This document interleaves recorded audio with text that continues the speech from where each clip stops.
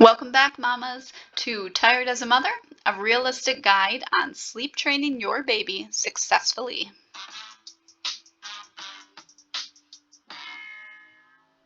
So let's begin. Are you ready? You have made it to Module 3, named Diapers in the Night. So my biggest pet peeve is hearing how people wake their babies up at night, or stimulate them, I guess I should say, by changing their diaper. Baby is now down for the night. Wait until your baby wakes for the next feeding. Do not wake the baby up for a middle of the night feeding or changing. Diapers are made to hold a lot. We are fortunate to live in this day and age where we are not having to use cloth diapers. They wick away the moisture from the baby and they keep them nice and dry until morning. So I repeat, do not change them in the middle of the night for a wet diaper. My rule is if you hear it or smell it, change it. Otherwise, leave it alone. Another thing is do not turn lights on and undress your baby to change a wet diaper in the middle of the night. This goes for, I guess, if you are hearing it or smelling it and need to change it, do the least stimulation possible of your baby when it comes to changing it. This is where I'm going to talk about a couple products that I had talked about before. So with Caboose, it changes the way you check. It gives you easy access to just the back of the diaper on top. So you're not having to try and peek through the leg where you might get poop on your fingers. You're not having to smell their butt like an animal, but you can just easily peek through that top panel to check their diaper. I invented this out of my frustration with the common onesie and the common pajama. And my goal and passion is just to help mothers have more calm than chaos in their lives. And I believe Caboose does just that. Some other products I'm going to talk about here is swaddles, which we talked about before. So on the left here, the swaddle with the Velcro. I really like the Velcro because I believe I can swaddle it better than I can with a blanket once they get a little bit older. Those newborn stages, a blanket usually works fine, but I just used a Velcro swaddle for all of my babies. This one is made for 0 to 3 months. And something that not everyone maybe knows of these days is called the Zippity Zip, and this is by sleepingbaby.com. And this is basically, they call it a swaddle transition. It is a starfish shape. Notice their little logo there is like a star. So this is a star-shaped swaddle. So it acts as their blanket, keeps them nice and warm. You would still have pajamas underneath, and then you zip them in. It gives them more movement than a swaddle, but with the star shape, it still restricts their arm movements by a little bit, by not giving them full movement, I could say. So it's a good transition out of the regular swaddle, the Zippity Zip. I am not affiliated with them at all. I just know a lot of people who have used it who swear by it. And I have a niece who is 5 who still tries to get inside of hers. They have all sizes, and because kids get used to them and this is their sleep cue, parents, come asking for like, don't you have a size that would fit a 4-year-old? So they make bigger sizes and they make bigger pajamas also. That gives them a little bit of restriction and kind of acts as a big blanket. So check out the Zippity Zip if you're watching this course and your baby is already transitioned out of the swaddle. Check out this company. So in my experience, my children usually woke every 3 to 4 hours at night on their own during those newborn days. Sometimes it was creepy how it was so like 3 hours on the dot. I would wait till I heard them. I would check my clock. If it was only like an hour and a half, I would not get up and get them because I'm not going to feed you every hour and a half.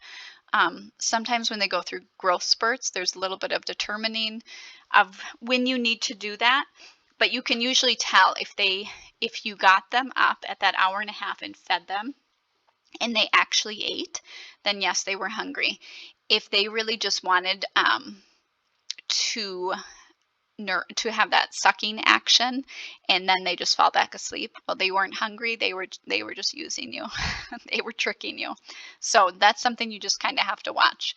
My babies transitioned to sleeping all night, which by that I mean like 5 to 6 in the morning. Again, they usually went to bed by 7, so that was a long stretch of sleep. And they usually transition to this by 8 to 10 weeks. So that is very hopeful for us working moms, that when you go back to work, you should not have to be sleep deprived. They should be sleeping longer stretches as they get older. My working mom versus stay at home mom routine, I have done both and I have done all. So my working mom routine with my third daughter was when she would wake up at that early morning, I would feed her on one side. I would have to then, excuse me, I'd have to then get up and I would pump the other side. I was taught that when you nurse, you feed one side at each feeding. This helps them get all stages of the milk and fully drain that one side. The last stage of milk is the fattiest, and so that is the one that is going to tide them over. So you want to fully empty your one side before, if they are a hungry baby and need some on the other side, that is fine. But you don't want to just keep going back and forth. So back to my routine. And then, so I would get up then and I would have to pump. I would hook it up to both sides, but I wouldn't get much out of the one that I had just fed on. Then this milk I would put in a bottle and the babysitter could use it for her next feeding. It was nice and fresh. Then at work, this is getting more into breastfeeding than sleeping, but that was my that was my routine. At work, then I would pump at my lunch hour, and then sometimes I would pump before I headed home because she sometimes had just ate right when I got home, and I wanted to be able to just hold her and not have to sit down and pump. Okay, so my stay at mom routine with my son, when he was the only one, I would feed him at that 5 or 6 a.m. Usually he was in my room for a long time in his bassinet, so most likely we would both fall back asleep in my bed. I don't consider this co-sleeping necessarily because it is already morning. With co-sleeping, I'm really more talking about your long stretches of that 8 to 7, 8 to 9 hours of sleep at night when they're in your bed with you the whole time. So we would sleep together for another 2 or 3 hours, just depending on, and then we would get up and start our day.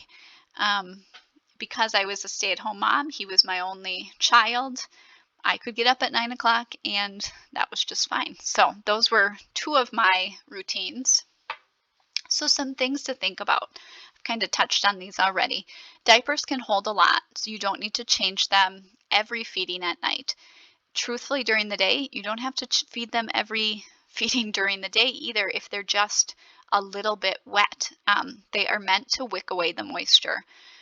Our landfills are filled with diapers, so use them wisely. Don't, if they're just like not hardly even wet, just wait probably 5 minutes and they will make it dirty and then change it. Don't turn on bright lights when feeding or changing at night because this adds some stimulation that your baby does not need. Wait until you hear your baby stirring before feeding. They don't need to be an all-out crying and wailing, but make sure that they are waking themselves up because they're hungry. And again, both parents should be able to put the baby to bed successfully. This is going to help both of you feel like confident parents. It shouldn't be just one who is in charge, and it gives you both freedom to be able to get away and have girls' nights or guys' nights. And also gives your baby a routine that anyone could step in and do. And as long as it's their routine, they're going to feel safe and secure, and you are going to be able to go on a date with your spouse. So today's assignment, ladies, grab that notebook. I want you to think about your baby's room or your room, if that's where the baby is, and set it up for nighttime success. Soft lighting, you maybe need to buy some night lights, some nice little soft night lights, or a lamp that could be easily turned on, a diffuser that has a light on it. Those can be really nice. And then just make sure you have easy access to all the essentials. Don't have things that you need down in their room and not in your room. You most likely at sometimes are going to need extra pajamas or diapers throughout the night if they end up having a blowout or something like that randomly. So just have a nice little area in your room or wherever baby is. I suggest that they are in your room those first couple months when you're having to get up so much. Just have it all easy access to give yourself the path to success. Don't make it harder on yourself than you need to. If you're taking this course in the act of desperation, I do pray it paves a way for you and your family to get more sleep. Until next time, mamas.